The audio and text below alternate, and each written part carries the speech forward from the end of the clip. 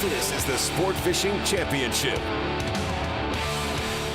And this is the final day of the Sport Fishing Championship of the Emerald Coast Blue Marlin Classic from Miramar Beach, Florida. The pretty skies with the pretty waters of the Gulf of Mexico and the white sandy beaches as they prepared to take off a couple of days ago from Baytown Marina. You couldn't ask for a better facility. And these 88-plus boats are taking out, looking for a big prize at the end of the day. I'm Robbie Floyd with Peter Miller. We'll have Ronnie Moore here in just a bit. But Peter, the Gulf of Mexico, we've already seen it 3 different times. This is a further east we've been in our competitions. That's right, and the run is not nearly as long, it turns out, for a few of these boats, which makes it really nice. And the fish are biting, the guys are catching, and they're catching them in all divisions. Blue, white, and sailfish. Absolutely. I believe 30-plus catches for billfish so far, but it's all about the preparation and all the work that it took heading into that first day. And typically the first day, it's tough to get those catches because you have a shorter day, especially when they're leaving around noontime. But we had catches on day 1 and a lot of catches on day 2. As they say, fish fast in a lot of the tournaments when there's not a lot of time left. And it's really important to be able to get out there and get the lines in the water because everyone's eager. They want to catch. They've got the bait. They've acquired everything they need to catch those blue marlin, and that's what they're there to do, and they're doing it quicker than usual. All right, here's our playing field. We kind of gridded out for you. You see some of the darkness in the areas there. Those are steeper drops, say, into Soto Canyon going towards the elbow. You had the option to use that because we're farther east, but a lot of them probably going to stay closer to Mississippi Canyon. That area, it seemed to be a hotbed the past few weeks. That's right. Looking at our leaderboard right now, though, Quantified is on top as far as this tournament alone is concerned. They need that. They've got to drop event, and you can only count 3 events toward the SFC Championship, and they're doing everything they can to win the big picture. You're right. It's nice to be able to drop one and to be on top for a second tournament in the Gulf position. I mean, that is where you want to be. They're catching a little bit of everything. That's what I like about Quantified style. Every other teams that are in our mix as well, Southern Charm second in the championship, but Quantified trying to have that drop of 17th, was it 17th? No, 14th place at the last round. They come in with a 7th, a 1st as far as the events are concerned, but looking at what they've done this week is unbelievable. Now, our catch points, they accumulate throughout the year. And that is a lot of accumulation. I mean, they made up a lot of ground. Well, what's nice about that, Robbie, is that not only they in first place, but they got at that extra point precious 100 points for the first blue marlin of the tournament. That is a super bonus on top of 6 whites, 2 sails, and 2 blue marlin. That is just fantastic fishing. Those guys are literally on fire. And fuego. Moncherie was the points leader coming in this event. They still are until the event's over with. And they were had a 2,200 point advantage over Quantified. 2,200, there's 17 right there. It's getting a lot narrower, but the team that was the closest is Southern Charm, and they're also looking to drop that last event where they finished 17th. You started off with a third, but that 17th leaves a bad taste in their mouth. Would they do it this weekend? That's right. Now, here we have day 1 of Southern Charm, and they're going through those weeds. You know, that's where the fish are congregating. That's where the biomass is, and that's where they're all going to be hunting for the marlin. But it's tough to fish in those conditions because you're going to get weed on your hooks, weed on your teasers. So you always have to be clearing them and be conscious of that. Again, Southern Charm, one of our championship contenders, currently sits second in the championship. They were about 1,500 points behind Moncherie, and getting to know your buddy out there on the water for 3 days, and that's one thing about these tournaments in the SFC, these Gulf events. They go out, they stay out for 3 days. Oh, yeah. These guys are ready for everything. They brought tons of food, tons of bait, everything they need to be able to sustain a 3-day voyage, if you will. Again, 350 points for the blue marlin. That's the highest point-paying fish of our billfish categories. We have blue marlin, white marlin, spearfish, sailfish, swordfish. We still haven't seen any spears or swords. We might see them before the season's over with, but sails, whites, and blues have been plentiful this week. Well, the nice thing about what they're doing is they're getting the bites that they need. At night, that's when they can try for their swordfish. That's their best shot at swords. It's a time where you can cook out, have a couple drinks, catch a sword, catch a tuna, and then get back to marlin fishing in the morning. Also part of the program is catching bait as well. You have the smaller fish catching the mid-sized fish, catching the big fish. You just could work through that chain. Again, keep the small ones in the live well, put the bigger ones in the tuna tubes, and then you try and catch the biggest out there in the open ocean. Survival of the fittest. That's how it goes down. And they're deploying a live bait right there off the back, and that's something you want to do around those rigs. They're catching those tunas, and when you get those tunas, it's really nice to be able to use them quickly. However, they will live in those tuna tubes all day long to the point where their tails will actually be crispy like a potato chip, but they will be breathing perfectly, and they're actually stronger in that well than they would be in a normal well. Those tubes are unbelievable. Now watch what happened here.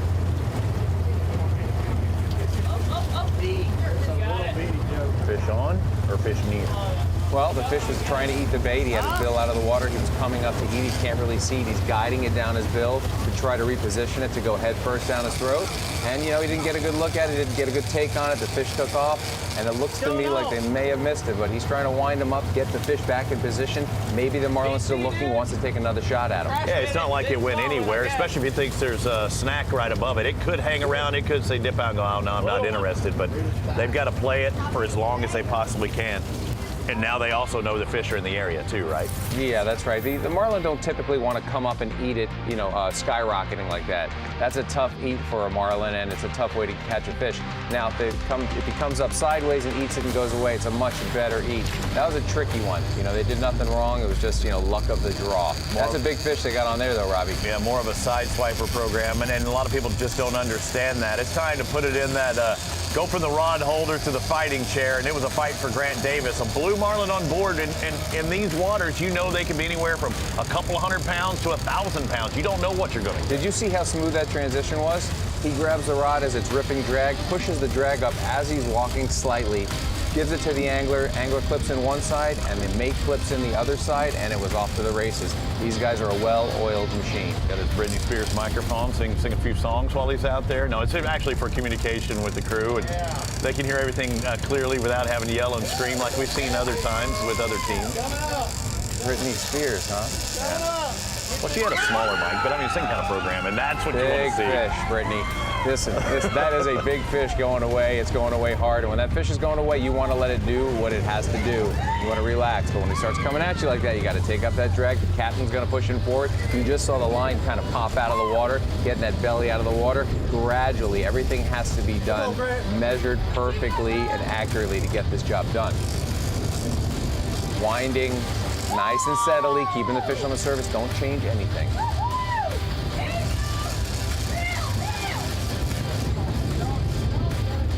You hear the cheers on board. They know that's 350, but it's also dollar signs they're looking at too. Every fish they catch could be more money in the pot at the end of the day.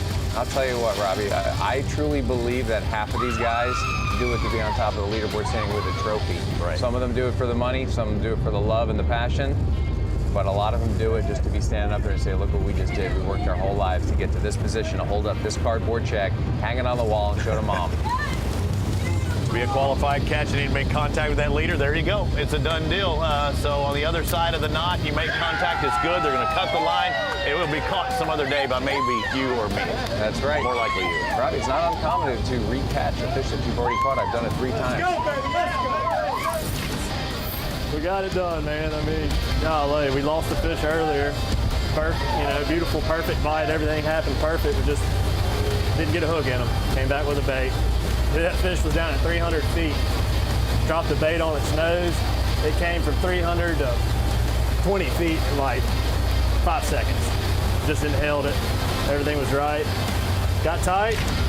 Fish hardly fought at all until right there at the end. It was fun. Put on a little show right behind the boat. Got her done. Got the release. On to the next one. They got her done. They got it done. And they're feeling very good about it. And the adrenaline on that boat in that cockpit right now is on super high. It is pulsing through their veins. They are cranked up and ready for more.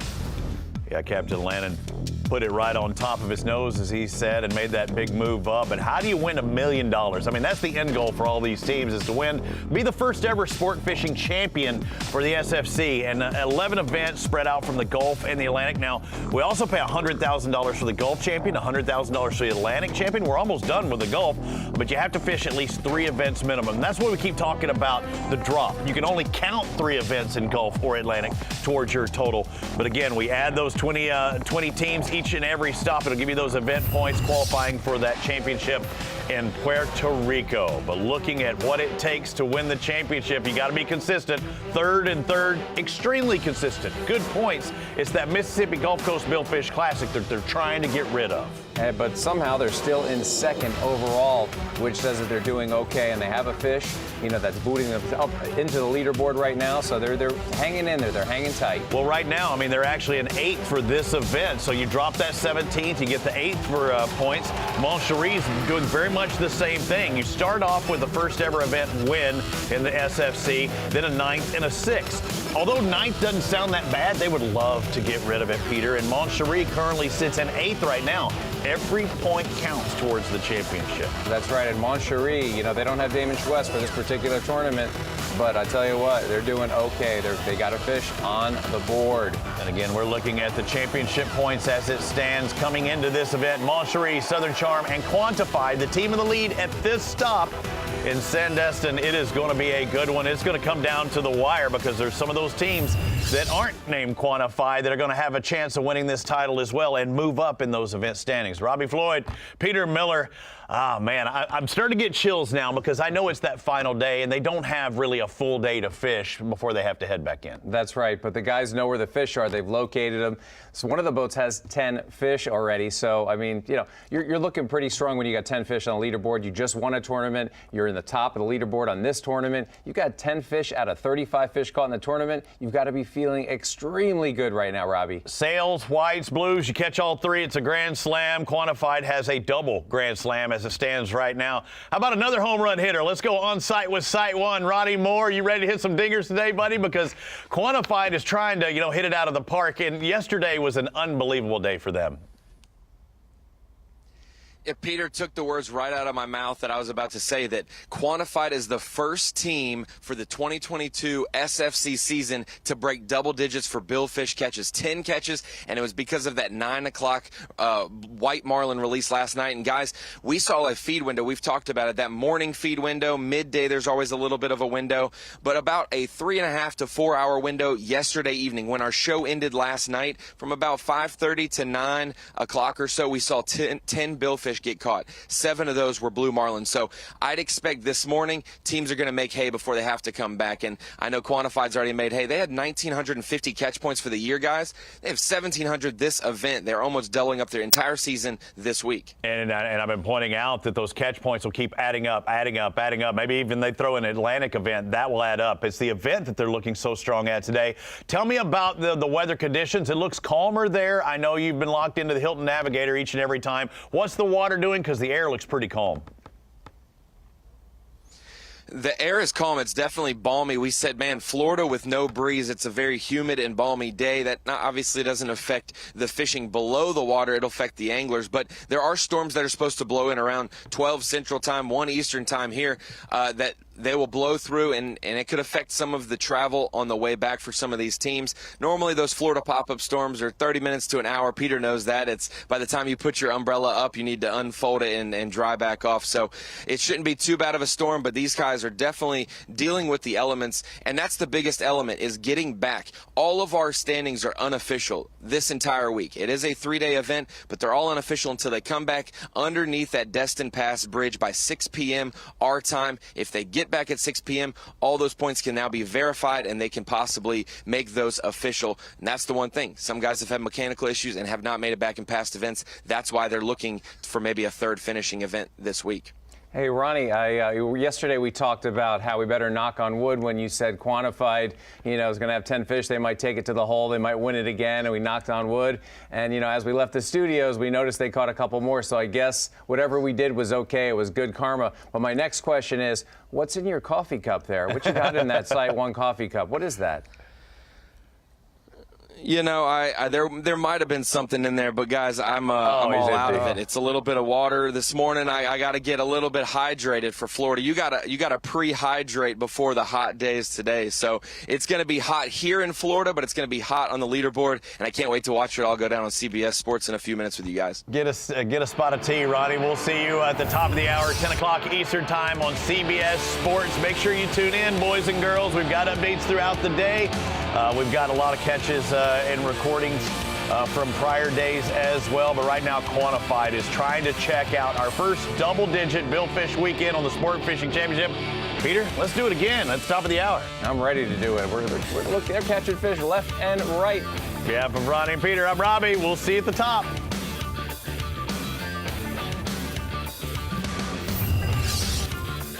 SFC coverage of the Emerald Coast Blue Marlin Classic is sponsored by Seahome Watches,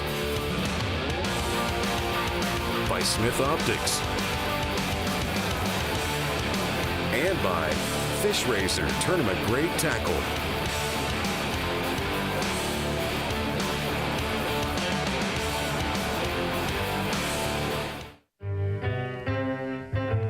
Whether you like to ride the wind, find your secret cove,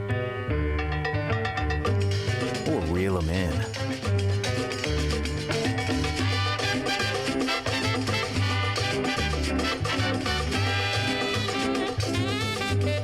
Plot your paradise with GPS Map Series from Garmin.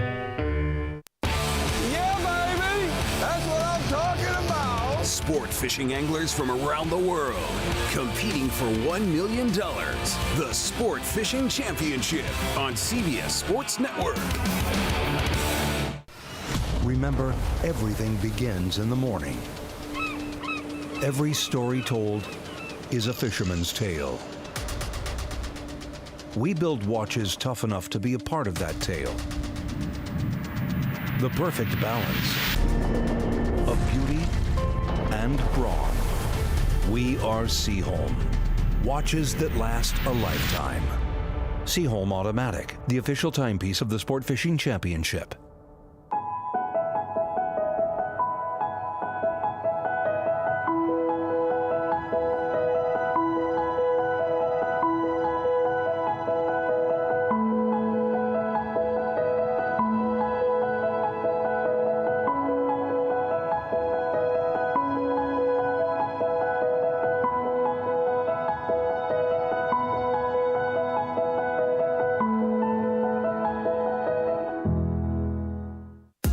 See it, live it, love it. The largest in-water boat show in the world, the Fort Lauderdale International Boat Show. More than 3 million square feet, fishing boats to super yachts, engines, accessories, learning experiences, and culinary delights. Save the dates, October 26th through 30th. Details at flibs.com.